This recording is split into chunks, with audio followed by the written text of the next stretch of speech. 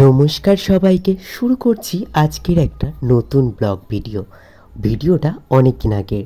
আজকে ছিল গণেশ পুজো, আর গণেশ পুজো ছিল দিদির বাড়ি যেহেতু, আর আমিও তো রেডি টেডি হয়ে গেছিলাম।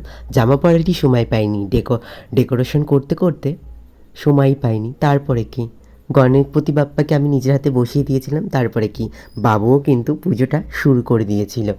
আর আজকে যেহেতু গণেশ পুজো ছিল, খুব ভালোভাবেই আমরা পুজোটা করেছিলাম সবাই মিলে, খুব ভালো লেগেছিল। আমরা নিজেরাই সব কিছু করে সুন্দর করে সাজিয়ে গণপতি বাপ্পাকে সুন্দর করে পুজো করেছিলাম। আর এইদিকে দেখতে পাচ্ছ গণপতি বাবার আরতি করছে বাবু, আর কত সুন্দর লাগছে। আর পিছনের ডেকোরেশনটা আমি আর রেখা করেছিলাম, মানে দিদিভাই করেছিল আর আমি করেছিলাম। তারপরে কি এদিকে পুজো হচ্ছে, আর এইদিকে কিন্তু আজকের পুজোটা খুব ভালোভাবে হয়ে গেল। কত সুন্দর লাইটিং দিয়ে আর কত সুন্দর ফুল দিয়ে, আর্টিফিশিয়াল ফুল দিয়ে কত সুন্দর ডেকোরেশন করেছিলাম। আর তোমরা জানো আমার নেক্সট ব্লগ ভিডিও আসছে মা দুর্গার, কীভাবে আমি মা দুর্গাকে বানিয়েছি। অবশ্যই সেই ভিডিওটা তোমরা দেখতে পাবে। আশা করি তোমরা সবাই সাপোর্ট করো।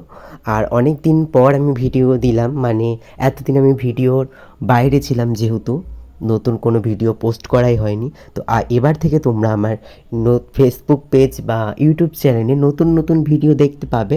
নতুনভাবে মায়ের পুজো আচার ভিডিও তোমরা কিন্তু দেখতে পাবে। খুব তাড়াতাড়ি কিন্তু মায়ের নতুন ভিডিও আমি নিয়ে আসবো। সামনেই কিন্তু মায়ের মহালয়ার অমাবস্যা আছে, সেটা তোমরা দেখতে পারবে। আর এদিকে দেখতে পাচ্ছ শঙ্খ বাজছে, আর এইদিকে গজাননের আরতি চলছে। আমার তো খুব ভালো লেগেছিলো। আর তোমাদের গণেশ পুজো সবার কেমন কেটেছে অবশ্যই সবাই কমেন্টে জানাতে ভুলো না। নমস্কার, সবাই ভালো থেকো, সুস্থ থেকো। দেখা হচ্ছে আরও একটা নতুন ভিডিওতে।